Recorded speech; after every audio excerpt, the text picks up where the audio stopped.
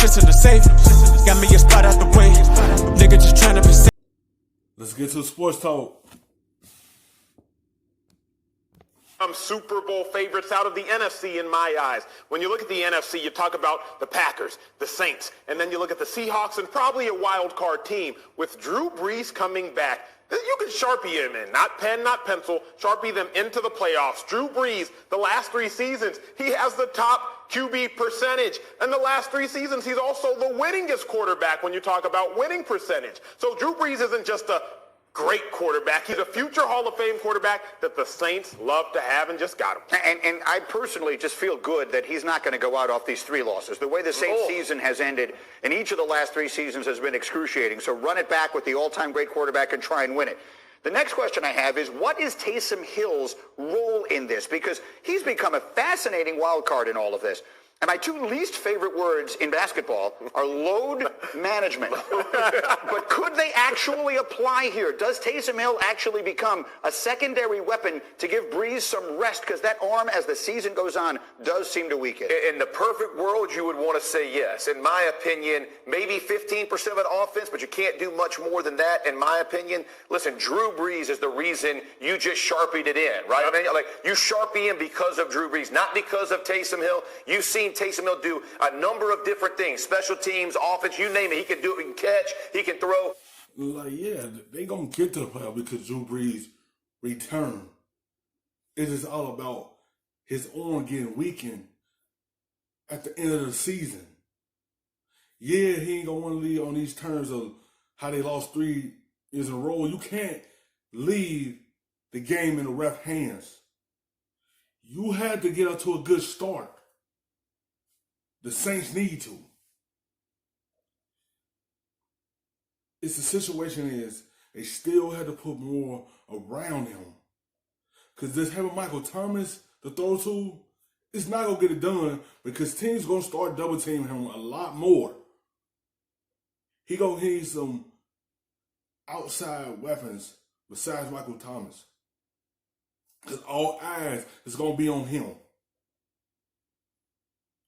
And Taysom Hill, he was just a gadget player. But I feel like they're going to keep him, you know, and plug them plays in again to use his arm. He was the do-it-all guy for them all last season.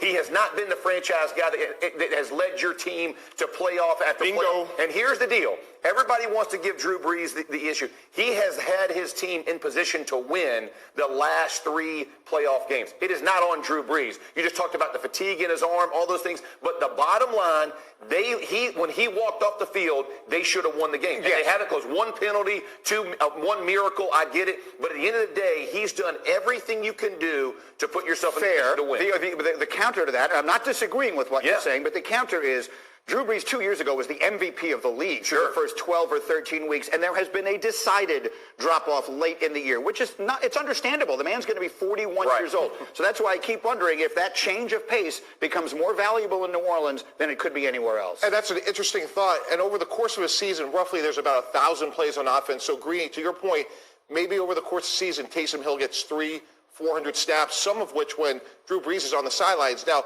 we got to pump our brakes a little bit here. Taysom Hill has less completions than Mohamed Sanu does as of now. So while we're encouraged by what we see now at Taysom Hill, we have to keep it within proper context. But I do think they're in an ideal situation from this standpoint. There's a great axiom in football, guys. We have to win for today and develop for tomorrow. And the Brees Taysom Hill situation is ideal for the Saints. Yes, you know who says that? GMs.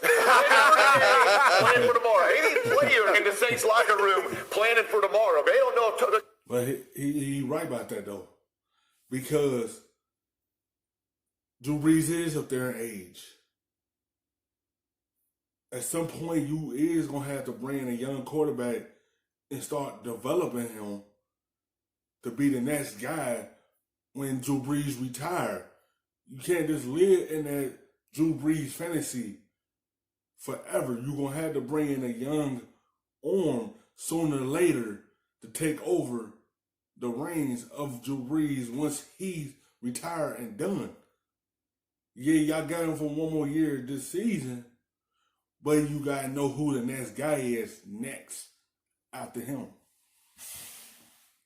Hey, tomorrow's not they promised. want to win today. He didn't want me to draft his replacement. That's why. The best chance to win. That's my guy. You're exactly right. Like, Taysom Hill, great football player. Let me say this again. Yeah. Great football player. Not a great quarterback. Drew Brees, one of the best quarterbacks of all time, at least of this generation. So bump tomorrow, because like you said, for a player, I might not be here tomorrow. I'm just hoping to get to Tuesday for that game check. Drew Brees gets you not only to Tuesday, to Sunday, but to the Super Bowl if you're a Saint. I'm good with all of that. So now, instead of the 3 guys in their quarterback room, there will be 2. And we assume this certainly means Teddy Bridgewater won't be back. He was 5-0 last year when he was playing for them. He will be highly sought after. A little bit later in this hour, we'll tell you the one place he should definitively go. But I guess I'll just throw this out there. Ask a question and duck. Does anyone think that in the long run, they would have been better off keeping Teddy Bridgewater, signing him to a long-term contract, rather than going one more year with Brees? Well, for me, like as Acho was saying, they have a chance to win a championship right now. Yeah. And because Taysom Hill is so intriguing, despite Jeff's concerns, we are going to worry about the future. We are going to develop another quarterback. So, Greeny, I think your point is reasonable if you didn't have Hill, but since you do...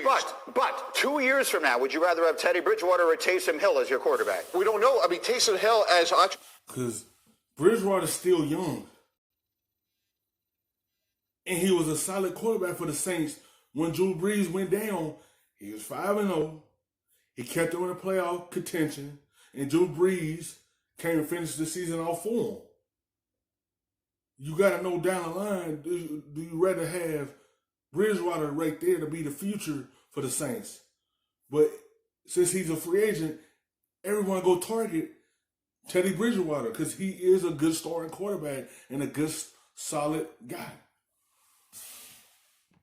He's a football player. You for sure know, Mike. Let's see where it goes. Bro. I'm a big Teddy Bridgewater fan. We'll get to him in a minute. But Taysom Hill is intriguing.